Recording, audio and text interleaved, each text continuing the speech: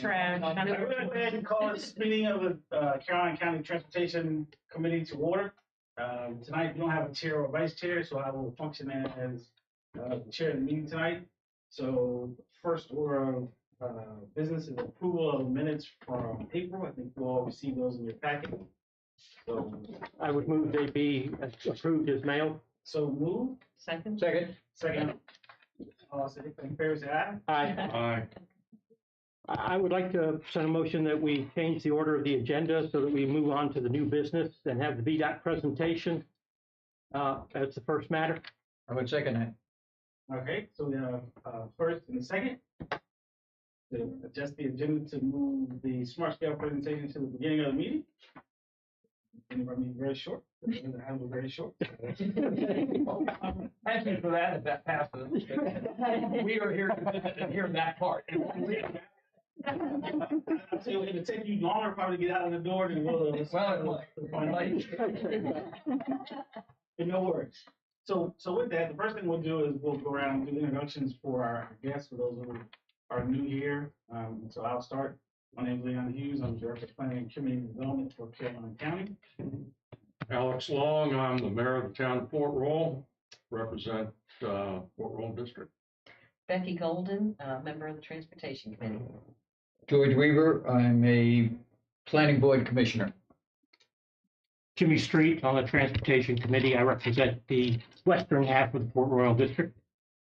Kyle Bates, I'm the resident engineer for the Fredericksburg residency, which is Stafford, Spotsylvania, and Caroline County. I'm Cassie Lord. I'm the Fredericksburg District Planning Manager. Adrian Ford, VDOT Assistant Resident Engineer. David Beal, sorry I'm late. I'm citizen representative for the Sparta. Oh, I'm Aiden Kyan. I'm an intern for Kyle. It's his third day. I'm Lisa Beck, Administrative Assistant for the Planning Department. All right. So that's, we have a number of members who are not present tonight, for those who are visiting. So also on this committee, we have 2 members of the board, and then there's another planning commission member as well. So since we adjusted the agenda, tonight we have with us Cassie Lord.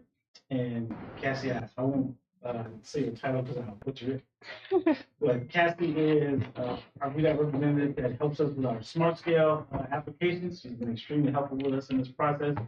She's going to do a presentation tonight explaining, going over smart scale, and then talking about the projects that we have submitted as pre-application projects into the smart scale report. So please, at the end, if you have any questions about the program, please feel free to ask, because you have with you tonight the experts who can probably answer just about any question, smart scale, or VDOT funding related for here in Caroline County and probably anywhere in the Commonwealth. So please do not be shy about your questions, because this is a grand opportunity to just find any answer that you want.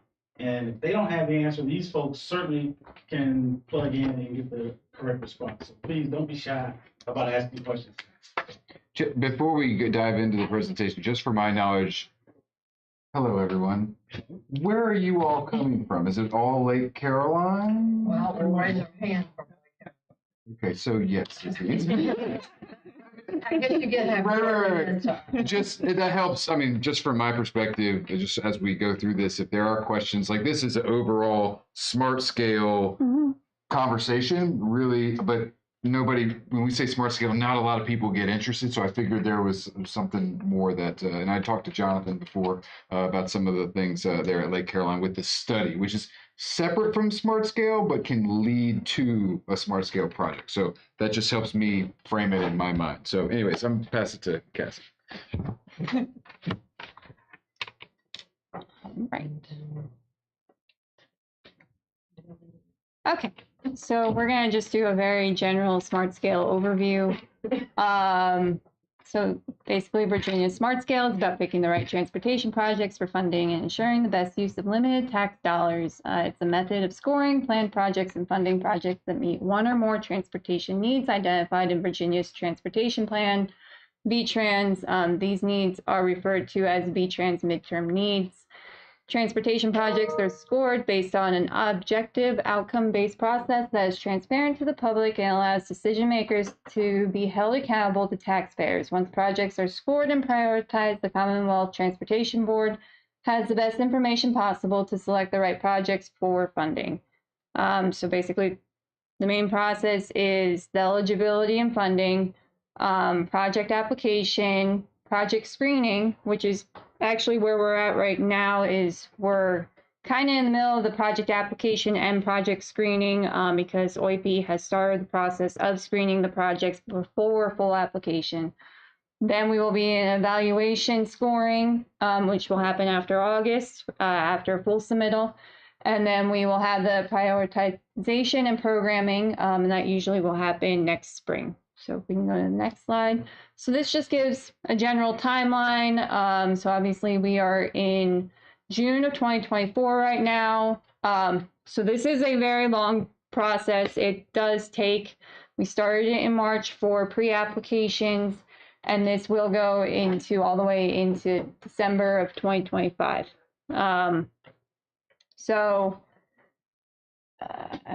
Basically, we're right in the beginning of it still. So we've got a long ways to go before we'll find out that what has been decided, which will be next June of 2025. So we can go to the next one. So for Caroline County, all the applications actually came from the pipeline study. So just to give a general overview of what the pipeline studies are, these are VDOT studies. It was designed to help develop a steady stream or pipeline of high priority projects through efficient studies to feed into Virginia's statewide prioritization process. So it focuses on the multimodal priorities established by the CTB, streamlines project planning, and improves project readiness to ensure that needs are understood before offering solutions. Develops and refines tools that make use of powerful data, improve collaboration, identifies investment strategies that solve more problems with limited state transportation funds and resources, and standardize a performance-oriented and multidisciplinary approach. Next slide. So overall, the primary goal of all studies within the project pipeline program is to develop project solutions and investment strategies that address the identified needs and may be considered for implementation through funding programs such as Smart Scale, revenue sharing, and interstate funding, as well as local and regional funding sources. If the Commonwealth streamlines the project planning and development process, it can improve project readiness and better manage project risks. Also, the pipelines, which I didn't know in here, they're actually broken out into 3 phases. And we have stakeholders. So the stakeholders for this pipeline were the county, also the PDC, which is GWRC, and VDOT staff. So that's who the stakeholders were for the pipeline study.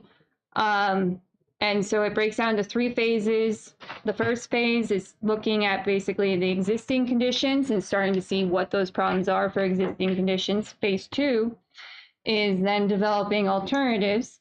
And we are now in phase 3, where we take those alternatives and now we're actually doing better cost estimates on them and refining the sketches that I will be showing you here. Sketches I show will be from the pre-application. So these are, as one of our colleagues calls it, basically cartoon drawings.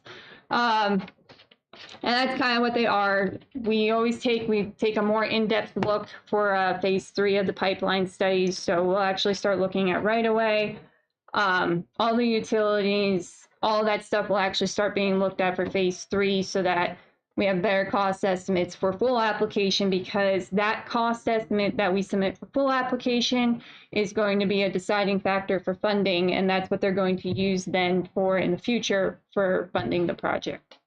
So we go to the next slide. So projects applied for this round 6, is what we're in for Smart Scale right now. If chosen, would be added to the 6-year improvement plan. The funding year for this round of Smart Scale would be FY 2029, 2030. Caroline County has submitted 3 applications and will be able to move forward with 4 full applications. Before the full application deadline, sketches and cost estimates will be updated.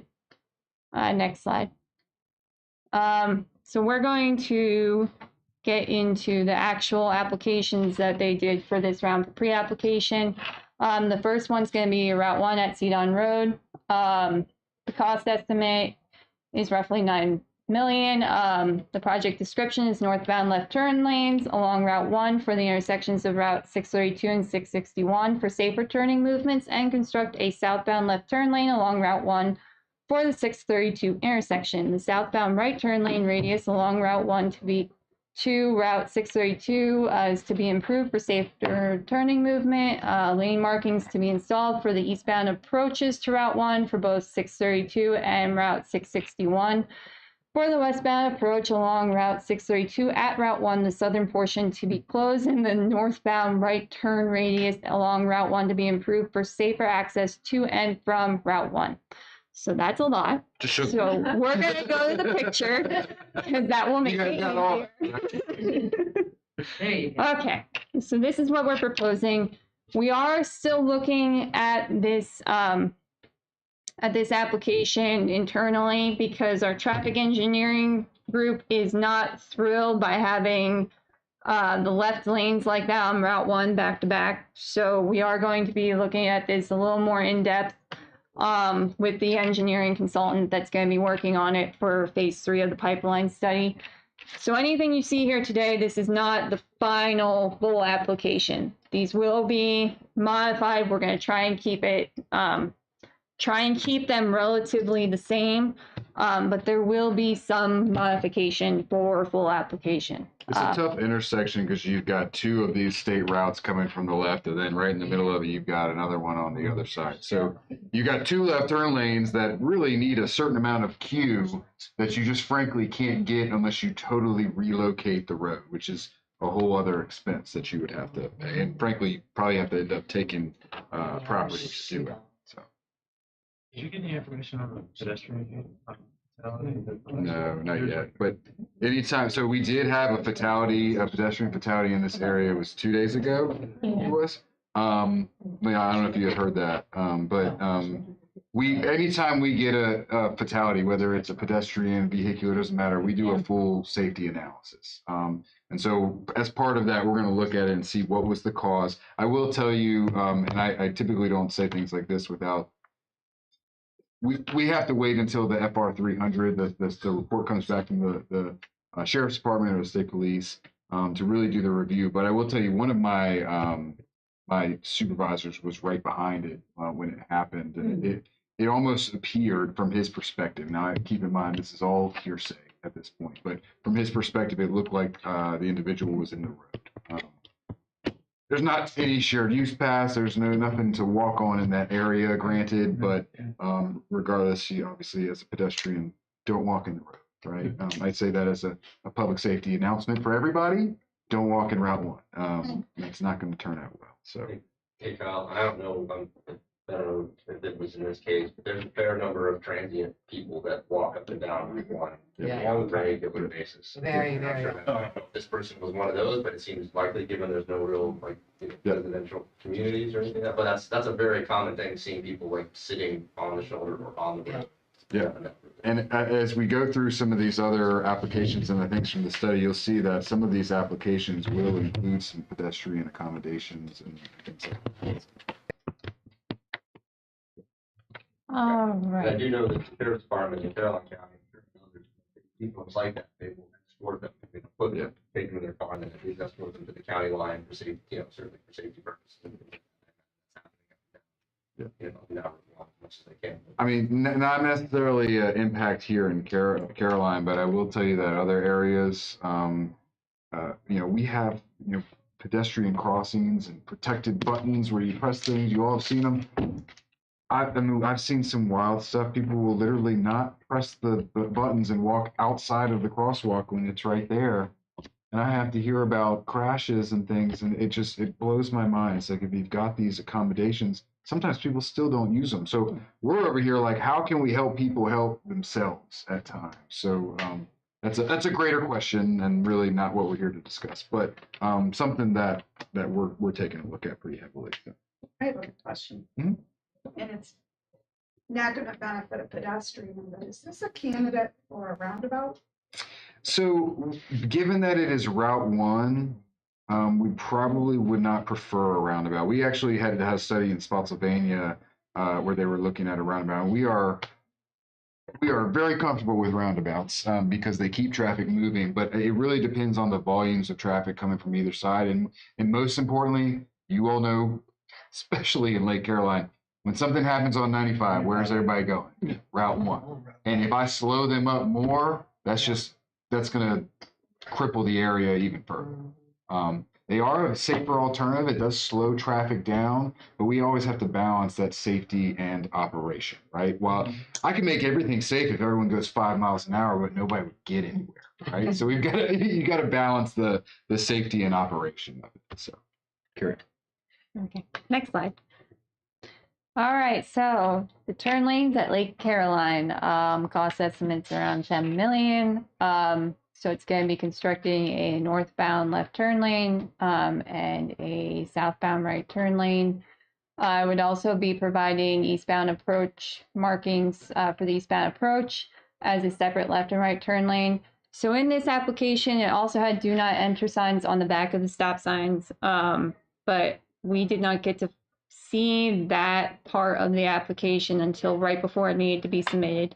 But our traffic engineering group was like, we do not allow that. So we are going to reevaluate those do not enter signs to see if there's a better location for them.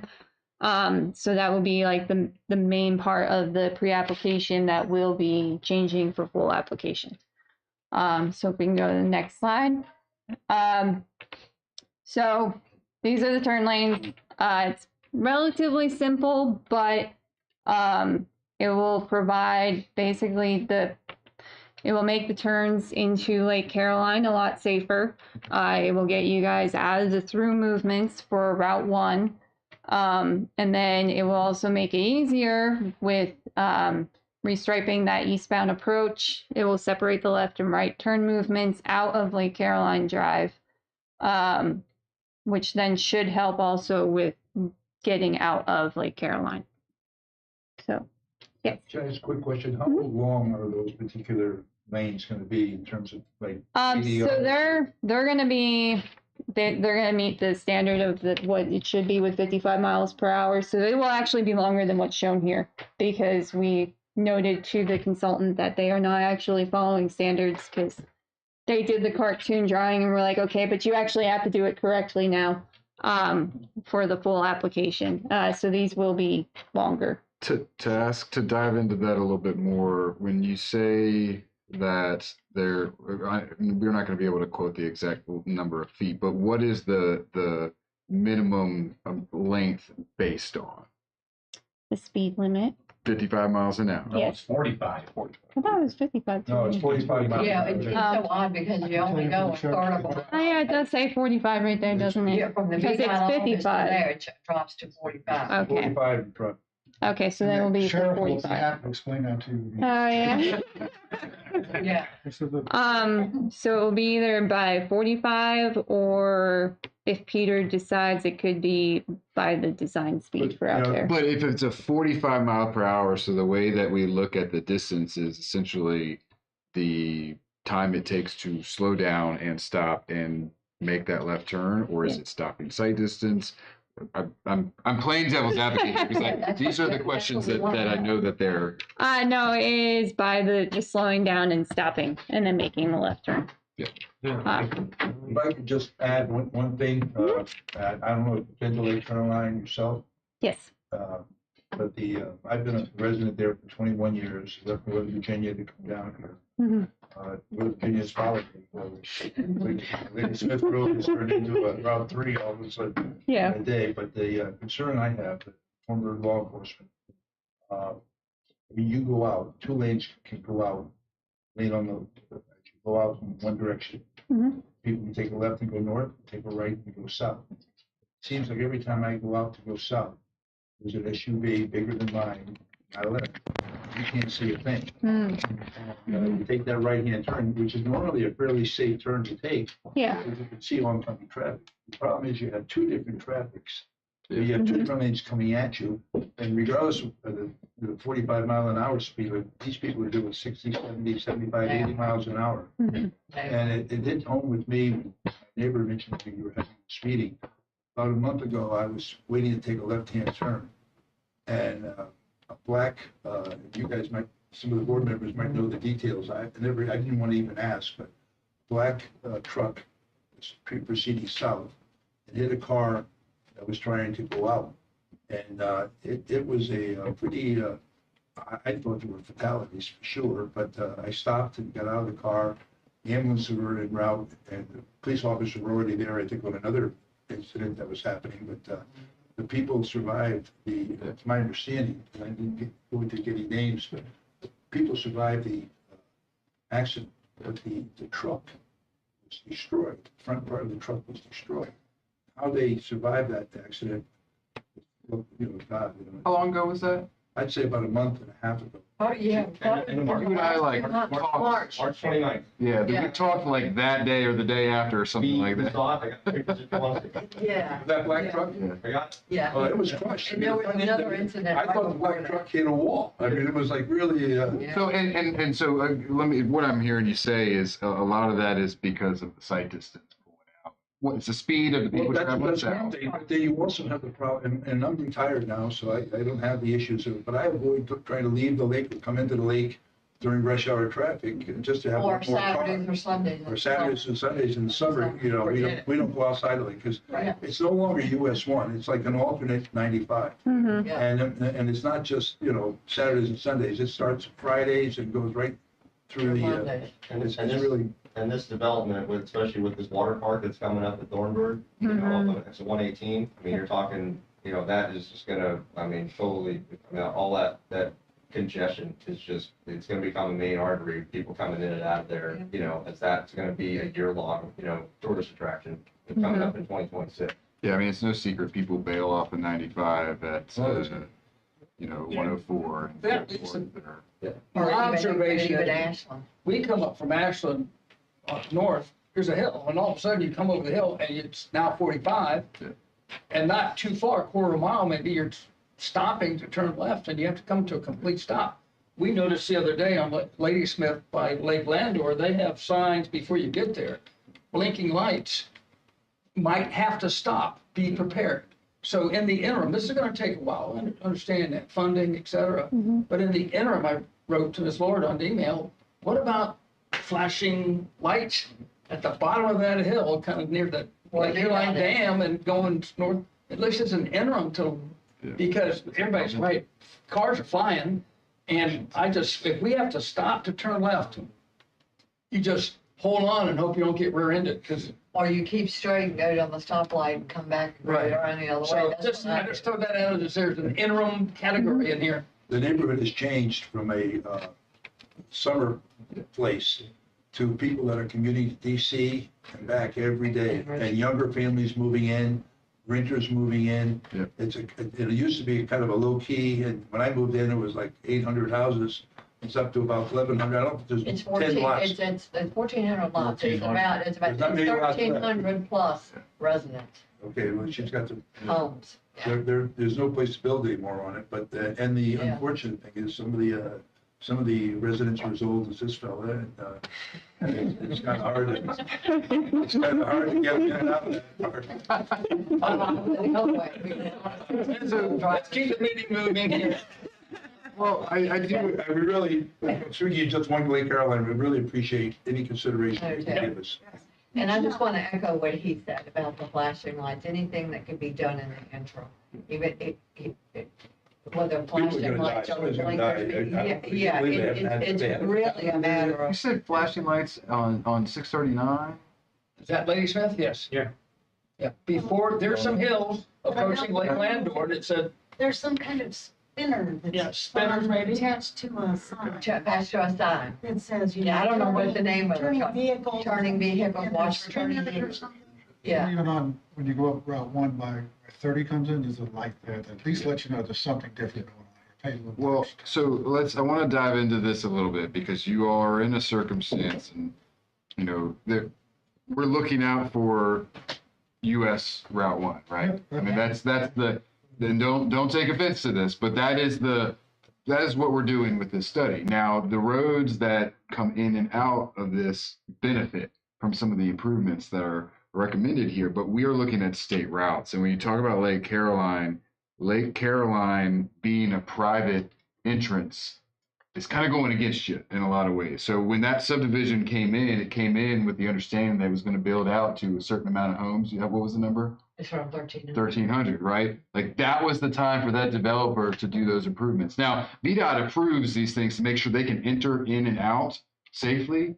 But at the end of the day, a lot of those things come back on the person that is building said entrance. No, I totally agree with you. It should have been built, but the goal of the thing is to improve the throughput on Route 1. Yep. Putting a turn lane in there would significantly improve the throughput on Route 1. Absolutely. There's no, And and those I think signs, that should be the focus, not this private community.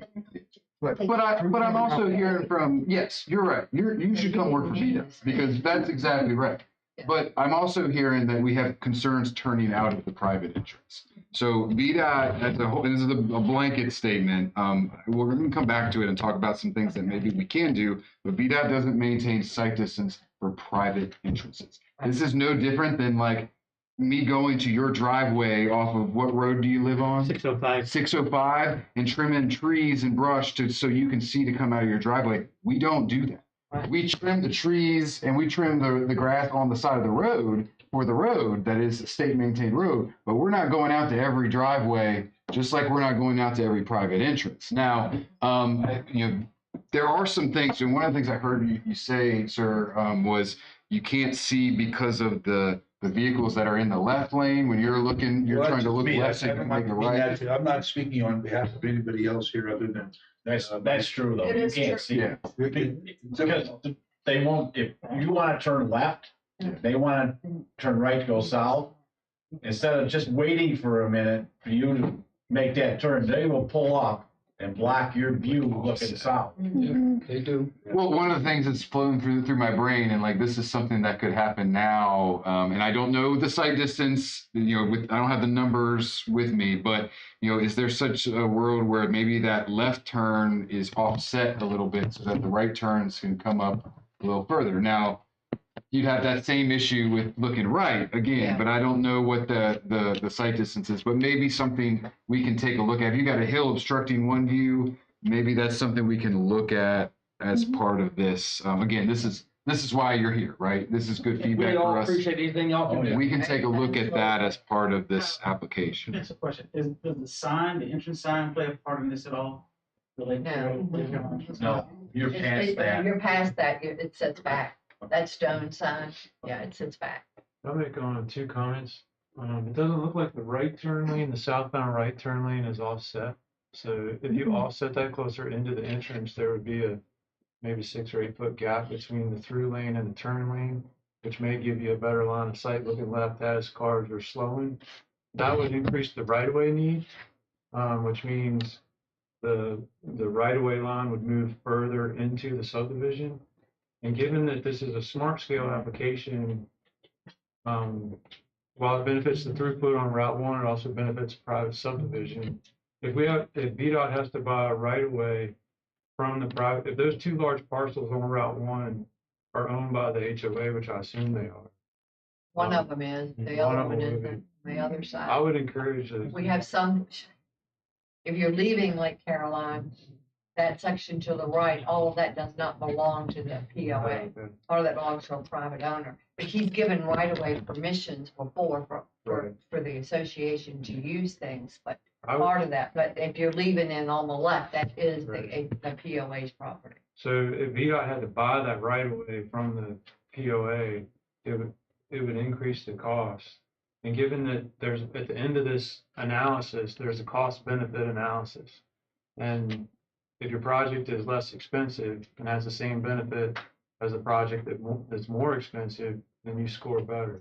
So if the HOA was willing to do whatever they could, donating right of way necessary for the project, it would help bring that over. It might be marginal, but it would help bring down that cost and would increase the chances of being funded, especially if we're going to shift the right turn lane, which is the entrance, into the subdivision that just benefits people coming in and going out, doesn't benefit the throughput on Route 1 and all.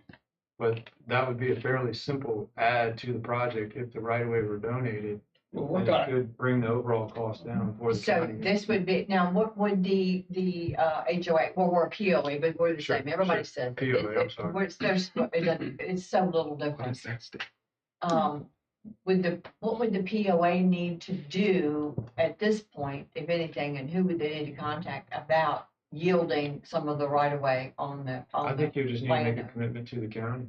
So the county's the applicant. If the smart scale folks, if Kathy were here and Cassie, you tell me, but I think to have it in an application, do you not have to have it like dedicated, like how do you, it can't be like hopes and dreams, right? And I think the alternative is you have to prepare to pay for it if they don't dedicate it. Not that you, well, you all seem like very honest people, but. How long do we have before a full application?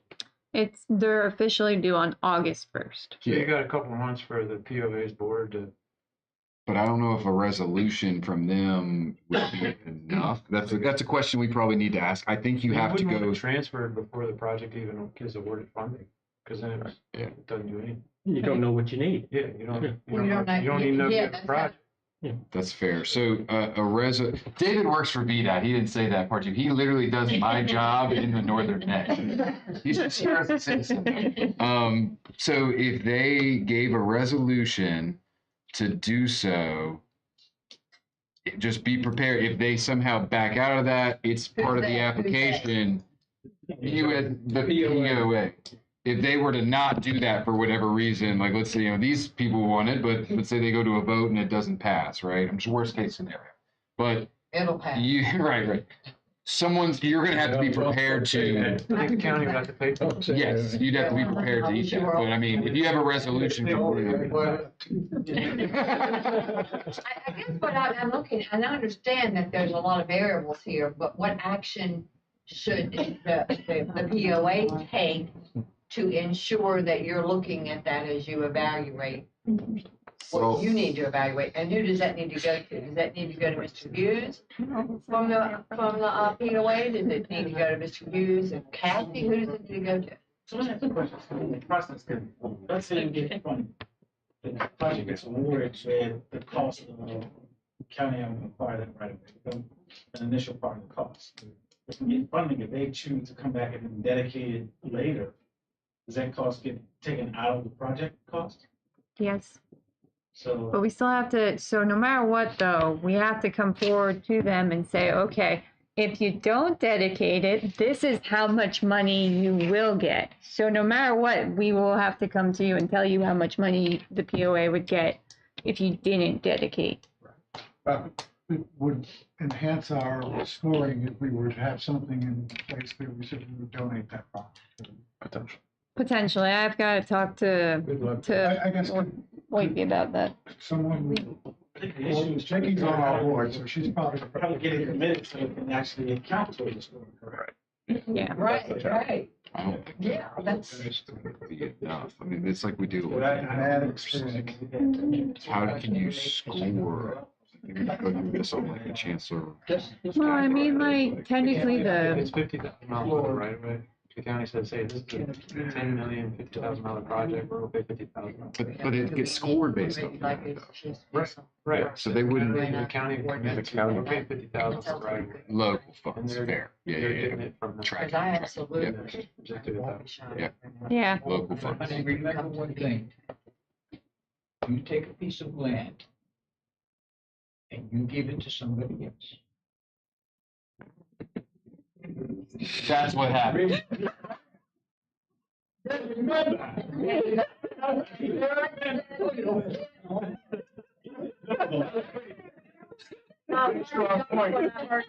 Just pay attention. You have to say land to somebody else, then what? What happens is you have to go back to the whole property owners association. All the rules and regulations that have been established over there. You have to go back and you have to go in front of the whole membership. Is this the reason why you left the community in terms of the roads going outside? No, that's not why. I just wanted to thank you, and we're all aware of the fact that it is a private community. Right. And that your funds are devoted to US One and the need. And I we're will good point out whatever to you you, do on you. I will point out to you though, that the family member, I think, I don't know if it was even a family that lived in Lake Caroline that came out in a black car. My colleague at the end might know if it was a local resident was in the car. I think it was a lady and her child, but the black vehicle that came down the road, just like 90% of the cars, maybe 95, 98% of the cars that pass Lake Caroline are public citizens, many of them outside of the state, Yeah. trying to get from North Carolina or from Wherever. Washington or New Jersey or Pennsylvania down to the Outer Banks. That's exactly And right. we Not just have us. we have got a racetrack pretty much out on US One. And I do appreciate the offer you guys are making. Anything you can do to help us would really be, because I think those people that are driving through Virginia highways are entitled to the safety. And the problem is they don't know that this community's got 1,000 people in it. So we put it, Stop in the lane to make a left. 1,000 or 1,400 homes in the middle of nowhere. Just let them know on turn. So I have a question. Are one of you all a president or a board member on the HOA? Right there. I'm a board member on the HOA, yes. Okay, so Peter. HOA. You can call Vicky anytime. And he is right, you can call me. Okay, so what's your last name? My name is Vicky Ross, ROSF. Okay. And I can give you my Gmail account Yeah, just give it to me later. later. I'll absolutely do that. Broadcasting. So, Oh, yeah, I don't want the whole world. Unless they can get money or homework or whatever. go fund me Food, groceries. Shall we leave so y'all can get on with your business? No, please stay for the rest of it. Oh, yeah, I can see it. Okay. I got one of them, you got another one. Me too. Well, I have a commitment, so I have to leave. Yeah. I'm sorry that I. Gotta be so fair I don't mean the to be entire rude, way. but I just- I know. So I do want to thank you all, and I'm glad that the board is here. That's great. Oh, yeah, I wanted to. I mean, no, it is safety. Like most of it does have safety along Route 1. Just have the thing. It's wonderful think. to have citizen participation. I'm the real quiet one. The rest of the group might be staying here. so. speaking. I'm his neighbor and they laughed. Order some late dinner for anybody? I'm sorry. Don't worry about it. That's good. I got a granddaughter I gotta pick up or else I'd be sticking around. Thank you. Thanks, Phil. Yeah, no problem.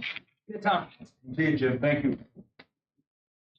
I'm just saying Lake Landor wasn't as nice when I met with him. Just kidding. Okay, all right, let's go to the next one. Okay, so Route 1, Lee Smith Road. This one's 35 million for cost estimate. You'll see in a second why. It's constructing a shared use path on the east side of Route 1 from the existing sidewalk on the Lee Smith Shopping Complex to the Lee Smith Commons Boulevard area. A sidewalk is to be constructed on the west side of Route 1 from the existing sidewalk located at CVS to Pine Tree Drive. Construct northbound left turn lanes along Route 1 at the following intersections: Durrett Road, Deerfield Road, and Pine Tree Drive. Construct a southbound left turn lanes along Route 1 for the following intersections: Star Drive and Glen Meadows Drive. So if we can go to the next one. So this one needs to look so small now on this. Good gosh. Yeah, so that blue line is the shared use path. It is one reason that this project is that expensive. Shared use paths, it's almost like widening the road for cost.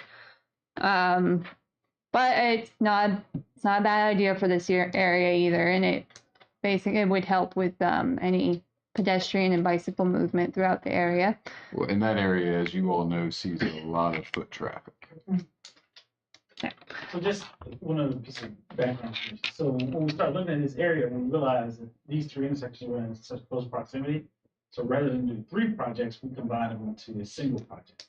And then the shared use path is part of the East Coast Greenway, would be part of the East Coast Greenway path network, which will come out of Spotsylvania along Route 1. And then so ultimately when it gets connected in years into the future, this portion will be already in place. Next slide. So this one's at, I can't even read that road name, at Durrett.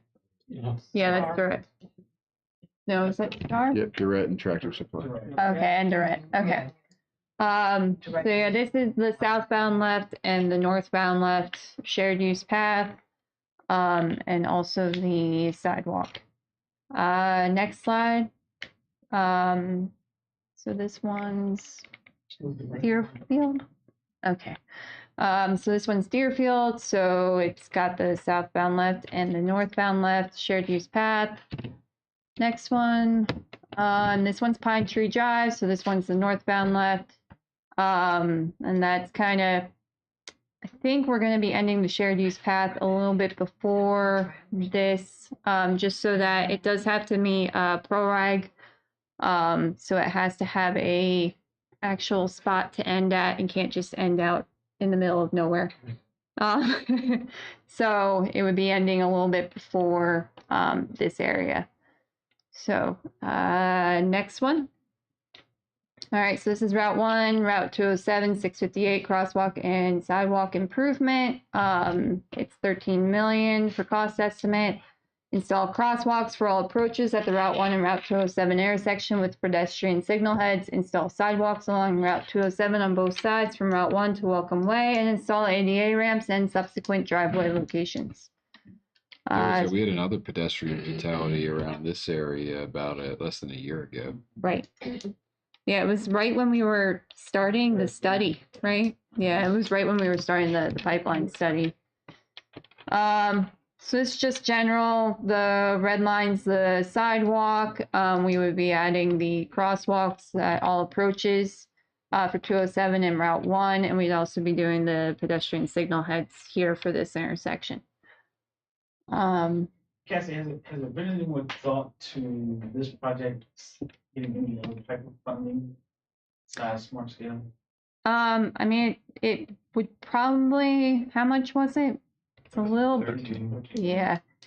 It would have to be reduced to be a good TAP application, just because TAP is 2.5 million, and then you have to do, it's an 80-20 match, but the most you can ask for is 2.5.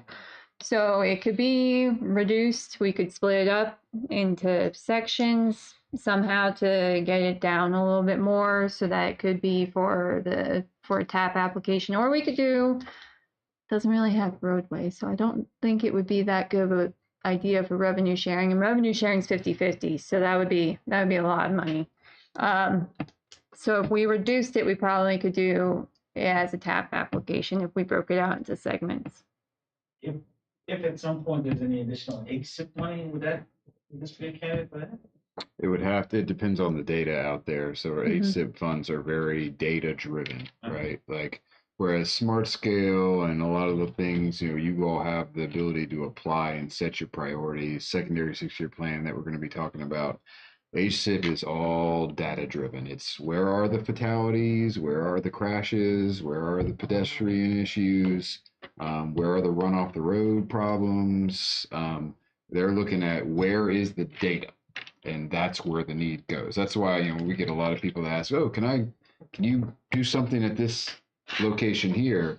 You have federal funds or different kinds of funds that can do that. Like, we have to be very data driven with those safety funds. So I'm not saying no. It just, I don't know how that stacks up against other areas, not just here, but throughout the state. And I think for this one, also for full application, we were going to be, if it moves forward to full application, obviously, we were talking about fixing that right turn off of 207 to go northbound. Yep. Because I think there's enough, to make it a slip lane, because I think there's enough pavement out there to restripe it. Just so that right turn movement's, it allows. 207. Jericho. Thank you. Yeah, the other side's Jericho Road. We talk numbers, you all say. You got it. I'm sorry. Used to be all numbers, now I've gotten used to the streets. It's okay.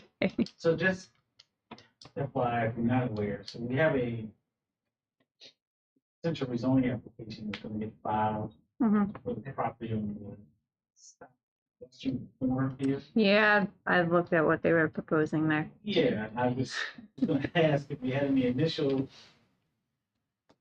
maybe not say, but just their idea of, just so you all know, we have a developer who was looking at doing a comp plan and potentially rezoning land on the south corner there.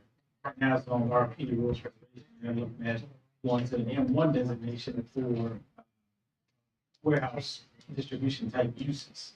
And one of the things that they're proposing as a part of that to help the traffic is to essentially one-way Jericho Road at that intersection going west. And then adding a, we'll call it a quadrant road, although it's too far away. But it's a new road, so if you're going east on Jericho, approaching this intersection, you'd essentially take a right turn, goes through, down through their project, swing around to Route 1, that intersection, you have the decision to go either north or south. That's Luck, right? That's Luck's. Yes, that's what project, yes. Sorry. And so, that's why I was just putting that out there, because I don't know if it's gonna happen, but that's kind of what they've proposed, and so just so everyone's aware, and I didn't know if you had at this point had any thoughts relative to this application. I mean, the other question I was gonna ask. They would have to, as part of that, I mean, they would have to change what's there, and then they would have to add another intersection. From my perspective, I mean, tell me if I'm right on this, we're wrong. But I think that you're gonna gain more time at that signal, right? Because you're getting rid of the eastbound lefts, eastbound throughs, and the eastbound rights coming to that intersection. So that's time that can go back to, Rogers Clark Boulevard 207 or Route 1. So that will actually help that intersection flow a little bit better. Now you're sending them down here, but I imagine it will warrant a signal, but I So don't. they put it on signal. Yeah, that's good. Yeah, so and those signals will talk to each other. We don't like signals on Route 1. Yeah. Because it stops people, and we want to keep people going, right? But at the same time, if it gets more green time at an existing signal and these things work together, that could be a good thing. And as part of that, they may have to look at some of these improvements. Is the data that's driving the crosswalks here? That doesn't look like, when I drive through, it doesn't look like a big pedestrian. Yeah, I agree. There's Commuter lot, all the hotels, truck stops, there's a lot of. Well, yeah, a lot of but if you truckers. frequent that often, I do, and I park in that commuter lot when I meet my friends for lunch, whatever, it might have 6 cars on it. Yeah, commuter lot's not very well used, but there are a lot of They're even people. coming out of there. There are a lot of I mean, you got the people. pot shop there, that's about the only. Well, they have a laundromat. And that's a good pot. The truckers have to get across. There's a laundromat on that side, so people. The cost estimate, this was like 30 million? No, What was it? 13. But The other one was. how does sidewalks and painting, I'm missing something compared to the Lake Caroline 10 million, when you're adding lanes. Land acquisition, that's commercial land through there. Yeah. Got to be a big chunk of it. Right away is very expensive. It's all the sidewalks are curb and gutter. So that adds up very quickly. We get asked that a lot. We got asked that a lot for TAP applications. Why do sidewalks, shared use paths cost so much? You're And moving everything out at the same time. yes, If you have an open ditch section, well, now you've got to move that open ditch section that much further out, and then you're adding a buffer space, and then you're adding a sidewalk, and then so it adds up, and that every bit you add up, that's right away that you're purchasing. Let me ask a process question. So, Yep. let's say this rezoning application, Mhm. developer was to maybe to help with some improvements here. Yes. Yeah. Is there a point where we can take that money and add it to our application? That would have to happen before the. yeah, that would have had to happen before full So it application. needs to happen before August. Yeah. Or Unless you August commit 1st. it in your local funds and hope you get it back. But Yeah. that was kind of what we were talking about before. 50,000 is a lot different. Yeah. We should put it on. Yes. We want it fast, but not that fast. All right, next slide. Yes, and now questions. So if there are any other questions, we're here to answer. So I noticed, just in the timeline, you're looking at like 2029, 2030 for this particular batch. Mhm. And I wasn't, we're pretty new to Caroline, we just moved into Lake Caroline in August. With that Ladysmith expansion, that was done, that finished about, my understanding, about 6 months early, December of last year. What timeline was that on? Also on a 5 to 6 year plan? Or That was was it done sooner? that was in the very first round of. It wasn't even called Smart Scale. It was House Bill 2 at the time. Goodness, was that 2014 four- was announced. I was going to say 14 or 15 was when that started. So I mean, you go through that process. You apply, you get scored, you get awarded funding. That funding is on a 6-year schedule, and that's where that. It's a 6-year improvement plan. It's funded out through those 6 years. Now, we have had projects move forward faster. If they get funding earlier, there's nothing to say that potentially we couldn't start on them sooner. If money is available early through the 6-year improvement program, we may start on some of the aspects, but it's when is the construction funding available? Have you guys done, obviously you're projecting out, due to inflation, for what those costs are. Have you looked at like what it would be what would it cost if it was done next year or 2 years from now? It certainly would be less than, you're planning for worst case, but you should. I'm saying, like, what's the cost savings, generated, by trying to. So actually, by doing this sooner than later. yeah, we do our cost estimates.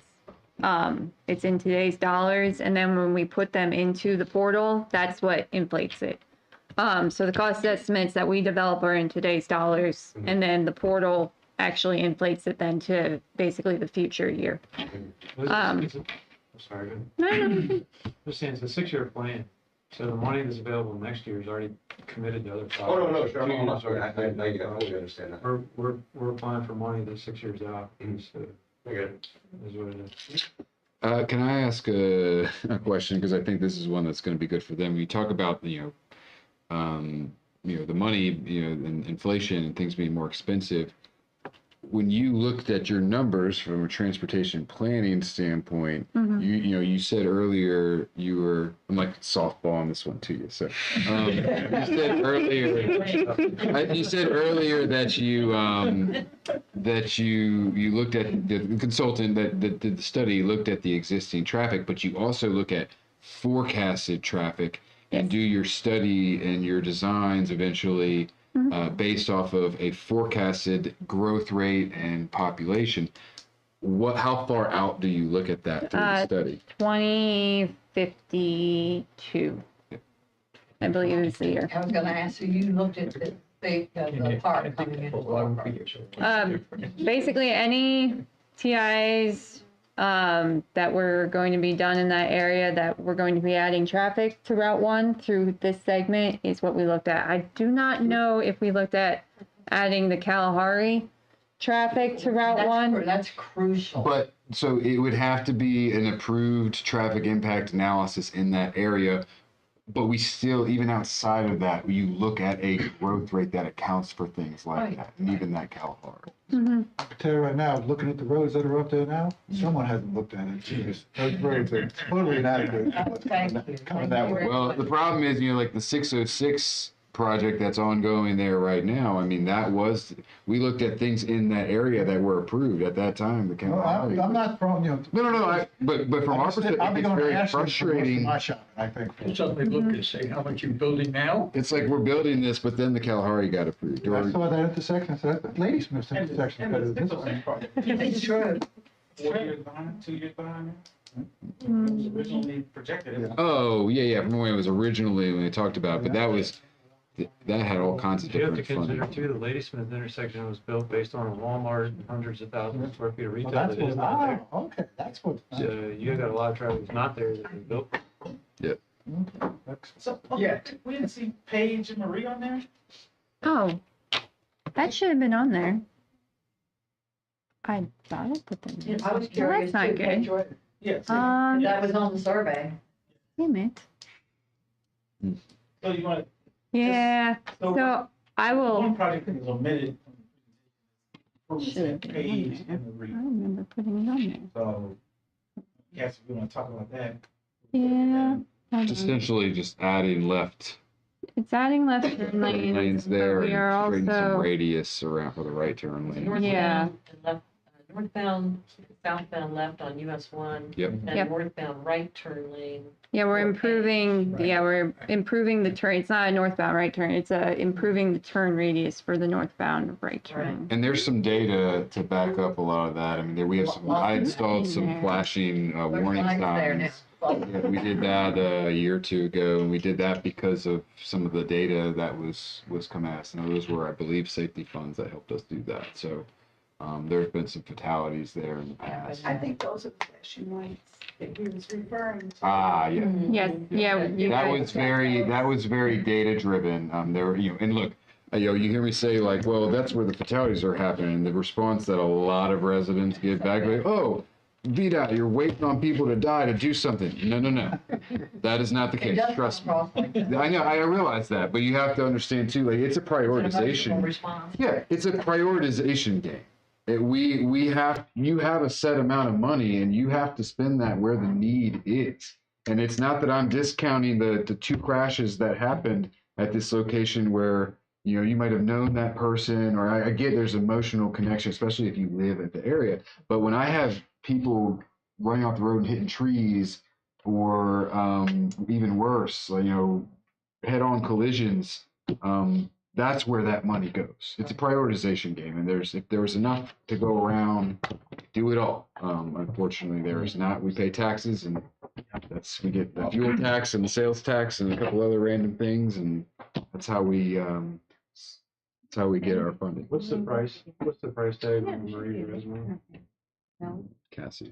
Yeah, I think Cassie only need to know the cost of it. You don't think we need to see the picture. Oh, okay. Hold on then. Sorry, I'll just pull up the form and you go in. So we have, based on the cost estimate.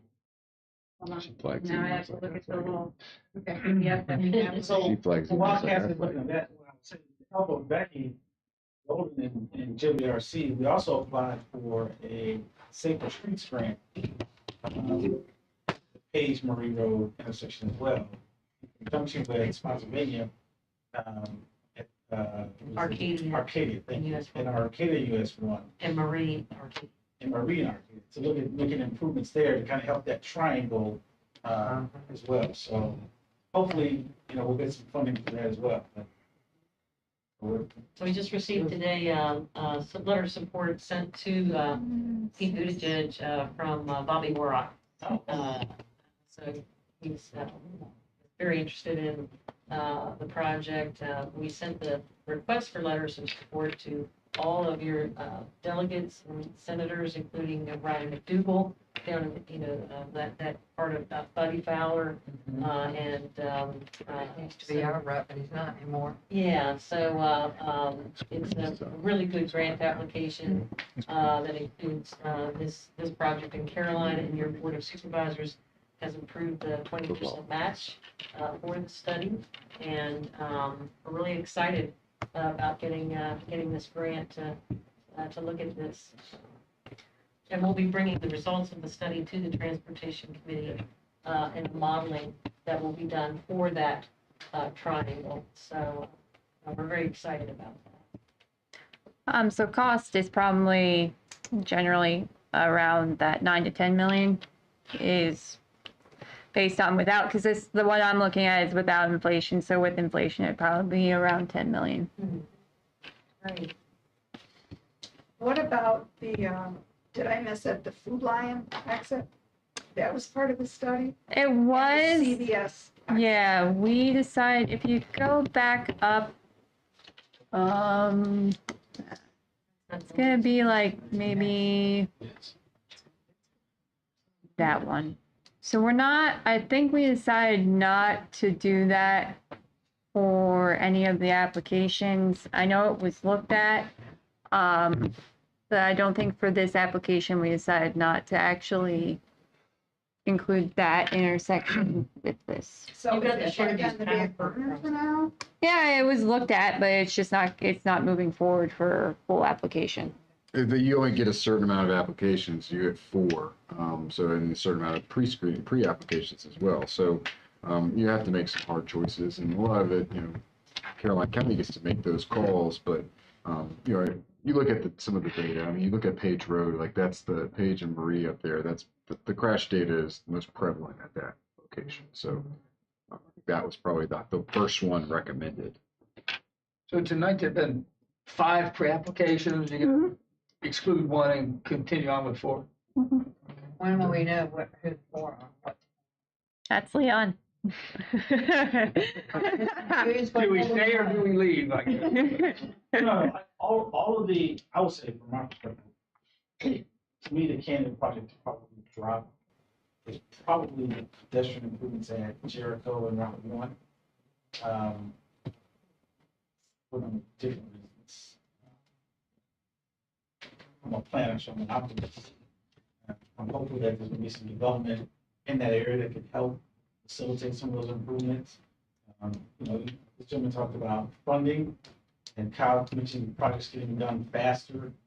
One way that happens is if there's a development project that comes along, we typically ask for those developers to pay, a certain portion of those improvements and put in those physical improvements. A lot of times people think it's about just money, but if the developer can make those improvements, it's a lot cheaper for them to do it than it is for us to do it. Because if we have to do it, then I've got to go through a whole another process, give the money to VDOT. At some point, I'm sure at some point in the not too distant future, Caroline might be in a position of administering projects themselves. And so then we'll be looking at a whole other process, someone like gives us money and we go out and do those projects. So that's, like I said, in the distant future. But if development occurs, we certainly look for those developers to pay their fair share, towards those improvements. You can't ask them to fix everything because a lot of those problems predate their project. They can certainly contribute to mitigating their impact, networks. And that's really what the process is all about, mitigating their impact on the network.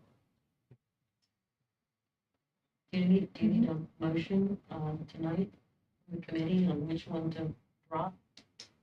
No, I don't think so at this point. I'll second that. I think probably in the next couple of months, when we get a little closer, probably just more data out of the study. I don't know how much more information the subject is going to provide about the pipeline study. That's going to weigh into. I mean, really, everything has kind of been, all the study portion of it has been done. It's now we're just wrapping up and actually doing the better sketches and cost estimates. Now, when we get to the point of making a decision as to what to drop, we could have a summary, about 1 page. Don't give me 10 pages, just 1 page. Another page and maybe some. Okay. Yeah, we'll have final drawings and hopefully. But Has there some been information ahead of time. Yeah, it'll be a part of your package. We'll send it out. So Cassie, there was a VDOT survey that was associated with these, and it ended close at the end of April or something like that. Do you have any of those other survey studies representative of the projects that you all are presenting now, or was there? Can we see what the results of those studies were in terms of like whatever comments people had or whatever, whichever ones were sort of ranked, or how they were assessed? So, from my understanding, the survey showed basically all these applications in there. And we did have, I think, over 1,000 people participate for it. There is discussion of whether or not, which I was actually going to have with Leon after this, if we wanted to still have a in-person meeting in July for this pipeline study, where we would have better sketches and cost estimates for basically before full application. Unfortunately, at that point, they would probably have to have already decided which one they would be submitting for full application, but then we would actually have those and be able to present their sketches and cost estimates to the public at that point. So, but we did receive comments. We had a lot of people who were having issues at the Lake Caroline Drive intersection. We had people who were having issues at Page Road. So those seemed to be the two main intersections that people were most concerned about for the survey. That's on, Yeah. And I would say from a cost perspective, I mean, $13 million, and someone alluded to, $13 million to do crosswalks and sidewalks is probably not the best bang for our buck. Particularly if you want traffic to flow on Route 1. Right, exactly. Smart scale is pretty complicated, and I'm just speaking as a citizen here. The scoring is pretty complicated, and I think we have to look to where are we going to get our points from? And if we're only getting our points for safety, the biggest safety driver is wherever you have fatalities. Fatalities score higher than anything else. And if you don't have fatalities and you're only getting safety points, you don't have a snowball chance in Hades of getting funded. So the other thing is, these projects are expensive. And if you don't have a lot of fatalities, so $35 million on Ladysmith Road, you know, what was Stafford's project on 610? Was it 56 million? 660 million. And how much of that were they paying? 40. Yeah, 40. is that the widening at 610? Yeah. Yeah. So their widening project was like 60 million. Yeah. They were paying 40 of it. Yeah. For 20 of it. Yeah. And it got funded, or in the staff recommended fund scenario, right? Right. Yeah, it's not. It didn't. Ultimately, it didn't go through, but staff recommended. Smart Scale said funded. The politicians said we're not funded. I don't know that this project has a chance at 35 million. I don't know what's going on in Ladysmith that would drive $35 million project to get funded unless the county said, hey, we're going to pay 25 of it. Then I think you think you got a chance, but I don't think the county's going to put $25 million in transportation. You know, that's just David telling you his opinion. All my projects in 5 counties, including King George, is about the same size of Caroline. Our most expensive project that's been funded is about $5 million. Our cheapest project here is $9 million. So, whatever that's worth. Good information. Yeah. It'd be interesting if, I think citizens could lobby for speed cameras and take the revenue from the tickets for, say, a section of Route 1 and take that revenue stream to at least fund a bond issue. Yeah, I think But you need, and that's the other thing, speed. If it's posted at 45, they will not ticket anybody unless they're going over. So there are 2 things that work here. Yeah. There's a speed limit on the sign, and then there's the real speed limit. Right. Okay, they're 2 different things, 2 entirely different things. And speed does kill. Yep. And you're gonna see more of that once that park gets going, the water park. Yeah. Because people aren't gonna take 95, because 95 is gonna be. You need to start talking to your delegates and your state senators about speed cameras. Well, I think the code of Virginia only allows speed cameras. Change the code. So, yeah, well, Change the code. okay, but as of now, I think it only allows it in like schools. Yes, sir. Change the code. So, well, I can't personally do that. I know you can't, but these people can change the code. Yeah. You can change the code. You can start it. Yeah. So can you, Absolutely. perhaps all of us, Amen. as a citizen, amen. We just need to get to it. But even what you can do now in the school zones, I mean, gosh, what was the number that, was it Loudon or one of the Fairfax? Would you remember what that number was? It was like over $10 million that they were bringing in, if not way more. Thank you, Russ. Yeah, I mean, and that's just in a school zone, right? Yeah. And it had to be 10 miles an hour over, but still, like that's wow. All right. Great. Thank you for your time. Thank you. Thank you. Thank you. Get Okay. out of the way. Thank Thank you. Thank you. Thank you. Sandra. Thank you. Thank you, guys. That's great information. Yes, very good, very nice. Thank you. Learned a lot. Thank you. Thank you. Everyone, be safe. You good to go? Take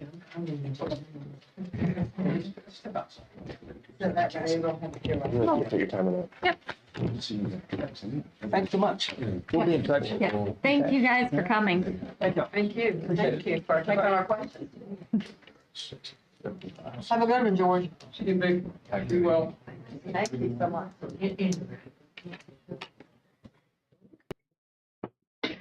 So next item on the agenda, is staff updates, so we'll give you an update from Carolina County staff. The SSYP secondary 6-year plan was adopted, at the board last meeting. It included the, project on Devil's Jump Road, was added to the SSYP, so it was included in there. The board did make an inquiry about our unpaved roads, and so, that's not on the agenda. VDOT was kind enough to provide for us, a list of our unpaved roads, color coded it to, show which roads are eligible for funding with, appropriate traffic count. That's exactly what was happening tonight. It's coded in green for the roads that, meet the traffic count criteria, and then it's also, oh, there it is. And then it also is coded in blue for roads that are close. So, I would note the one road that I didn't see on here was, mudslide. Mudville.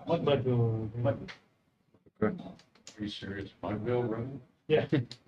Yeah, what did Mudville? So Mudville, correct. So the reason Mudville's not on this list is the portion of Mudville that's unpaved is not in the state system. So what we've been talking about was a rural addition. Okay. These are all the state maintained. These are all the state maintained unpaved roads. So, and I'm gonna get this to you all, so you'll have a hard copy of this. So, and the only other update, I think, I had Kyle who give us a brief update. He came to a presentation a couple months ago on, High-risk rural roads, yeah. The high-risk rural roads, that was, gosh, it was with Ruther Glen and some of the other roads that had the signage upgrades. You have the list of roads there? yeah, we have, No problem.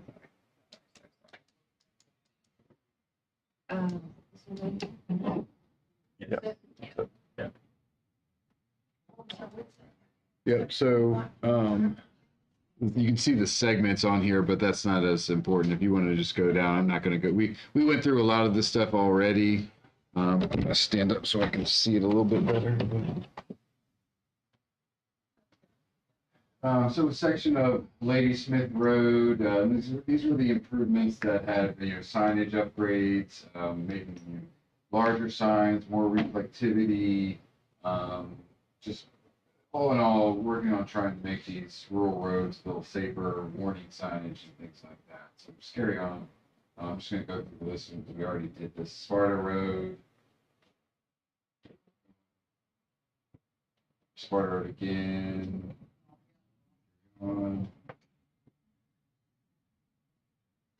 Is that it? And you can see, if you look closer at these, again, we went through all this already.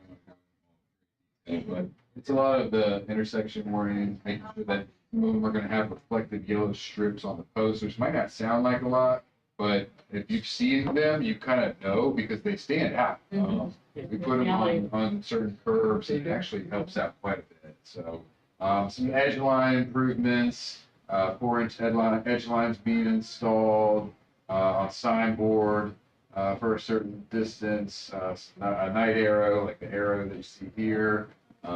Just all in all, bringing some safety and awareness to the intersection. So here you got the section of Jericho up by CCC.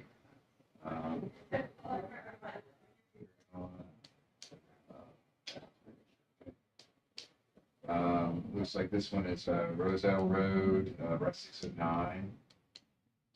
Which one? Straight. That's like it's straight.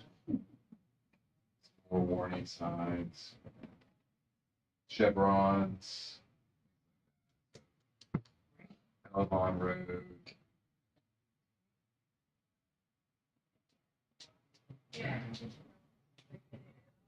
Chevrons, curb warnings, stop sign ahead,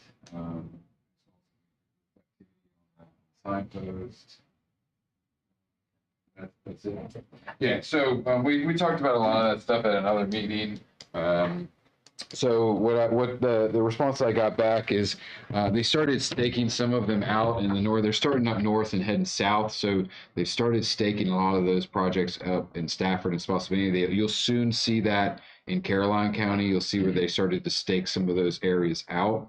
But they have a fixed completion date of the end of October. So this is all happening by October. You'll probably see them a little closer to the fall, start to install some of the signs. They'll do some marking and things like that. But you might get questions from the county like, why are people, putting marks here and doing that? Well, that's why they're going to be installing some warning signage and moving some things and stuff like that. So that really helps on the lower volume rural roads. And this is all data driven. Which is good from a VDOT perspective. We don't like to make decisions based off of politics if we can help it. We like to make decisions based off of data. What about section of Route 17? It was just Fort Walker, where the trees are real close to 17, and sometimes you drive through there and you wonder, gee, is a tree going to fall? Yeah. Or a big tree line. Yeah. Is there any way that VDOT can work with Fort Walker to get those trees, some of that taken out, or the tree, at least some of those, the limbs are over the road. Yeah. And these are limbs, some of those limbs are almost a foot in diameter. Yeah. And there's something called gravity. It's gonna drop. Particularly snow, right? And then like our fire and rescue people grind their teeth when, well, that's another issue. The heavy equipment's over here, or I'm sorry, it's over in Ladysmith, I think, as opposed to Fort Roll. I don't know if you have anything left of Fort Roll. There's some there's some equipment from the bridge crew, but for you're right. But like our maintenance area headquarters, a lot of that's in either Ladysmith or Farmers. It takes forever to get from there over there. So you've got a tree down on Route 17. 17's an arterial. Yeah, primary. Farming. Yeah, primary. It wouldn't be a rural road, but your question stands. And the answer is ultimately yes, we can work with Fort Walker. One, they'd have to give us permission. Two, we would want to do that if these trees are, decaying, something along those lines. I mean, they're healthy trees. We might not have a reason to, right? So we probably have an arborist take a look at them. But I mean, we have set up agreements with them in the past to do. Are they in? Some of them are. Okay. But just common sense. If it's a big tree and it's over the road, that's a death sentence. Okay. Well, it's healthy now and later. Eventually, it's going to die. Yeah. I mean, we can ask Fort Walker and see what they say. I mean, there's, I'd have to take a look and see what the impacts would be. Obviously, there's a cost to get a tree trimming contractor out there. I have a lot of trees over a lot of roads. So I would want to work with them and see if maybe there's a way I can partner with them. I've done that in the past. I have worked with the National Park Service before, and I've provided traffic control so that they can cut some of the trees. So maybe there's a world where I can work on that. I've got a good contact with Fort Walker. We did have a fatality. It's been maybe 7-8 years ago, where someone impaled themselves with whatever on a piece of wood that was in the road. Yeah. Okay. Yeah. Let me talk to our guy over at Fort Walker and that'd be see great. what we can do. Thank you. Cassie. Yep. Is there any update on the potential for study funds for the 639 interchange for 95? So we did submit it as a STARS location to central office. And we had to get priority for district for all our locations. And we actually had that one as our #1 priority. So we should be hearing something back in the next couple of months on whether or not that will be a STARS location. It has V-Trans needs, so I think it's a good candidate for it. You know, we kind of set our case for why we thought it needed to be looked at and why it needed to be studied. So I don't see why it would not at that point get chosen as one of our STARS locations, which the STARS studies are kind of like the pipeline studies. However, instead of being done by OIPI, they're actually done through TMPD, which is a part of VDOT, where OIPI is not actually a part of VDOT. They're kind of separate little entity that VDOT works with. So these are, I consider the STARS studies a little bit easier to follow, cleaner. They usually start a little sooner than the pipeline studies. And I feel like we kind of have, we have better choices with the STARS studies than we do with the pipeline studies. The pipeline studies kind of get controlled by OIPI, where the STARS studies, the district has better control of them. So. STARS tends to be smaller. It's strategic, targeted, affordable roadway solutions. So a lot of times you're trying to work within the existing right of way for access management or whatever, you know, things you can do with medians or whatever. Not as much acquisition. That's great that it was the district's #1 request. That's good. Thank you. So just one other general kind of update. I know it's on a lot of people's mind. I know people are watching. So the street network in South Village there in front of the school, you know, developer who is supposed to start work in the very near future on paving those roads in there and trying to get those roads into the system. So I've been after them for quite a while now, but I think we've got a commitment to get those going. I say, you know, it's kind of happen when I see it, I'll believe it. So, but I do just want to say we've got Good job, commitments from let me try to get those roads up to system standards. So we'll see it, and then we'll do a full depth restoration out there and bring those into the system. So keep our fingers crossed that that gets done here and starts in hopefully in July or late June, early July. We'll be done in time of school starts. But yeah, a couple other projects that are kind of thorns on my side that kind of languish, and we're trying to get those taken care of and get those into the system. Just want to give that update. That can conclude the updates. And so is there any unfinished business? Anybody have any unfinished business that they want to discuss? I think at our next meeting, we should approve some bylaws. It goes pretty well. I know. We're working to that end. Okay. Good, enough said. Yeah, so, oh, yes. What day is it? It'd be like the 3rd. Yeah, so I think the question is, 1, 2, 3, check first Wednesday in July because of the holiday. Oh, my. Isn't it July 4th? It's actually July 3rd, so I would say let's not have a meeting that week. I make a motion that we skip the July meeting. Skip it all together? Second. Sir, Oh, wait a second. unless our VDOT representatives think that we should. Yeah, Happy the- if you're happy. I'm good with that. All righty. It has been moved, and there was a second. All those in favor, say aye. Aye. All right, so we will skip July Transportation Committee meeting and be back in August. And take a motion for adjournment. So moved. Thanks for your work again. Thank you. Yeah, Thank you. Thank you all for coming. Really appreciate it. Make it happen. The having committee. Committee members, before you go, I need to give you notes. What can you give us? These are the unpaved roads. I don't like to pass stuff up when I'm talking to them. Yeah.